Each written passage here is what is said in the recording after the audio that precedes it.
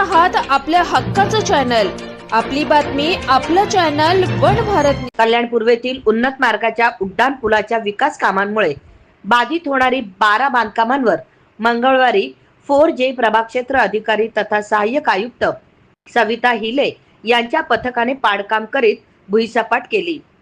कल्याण पूर्वेतील Vitthalwadi railway station ते जगदीश दुग्धालय ते रोशन पेट्रोल पंप या उन्नत मार्गावर प्रस्तावित 24 मीटर रुंदीच्या उड्डाण पुलाच्या बांधकामासाठी शिवाजीनगर वालधुनी येथील रस्त्याच्या हद्दीत बाधित होणारी 12 बांधकामे भुईसपाट करण्याची कारवाई करण्यात आली।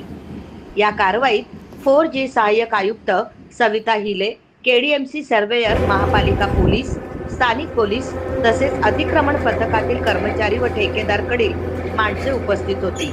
ही कारवाई JCBच्या सहाय्याने करण्यात आली। या पाडकाम कारवाईमुळे उन्नत मार्गाच्या टप्प्याचा विकासाचा मार्ग मोकळा झाला आहे।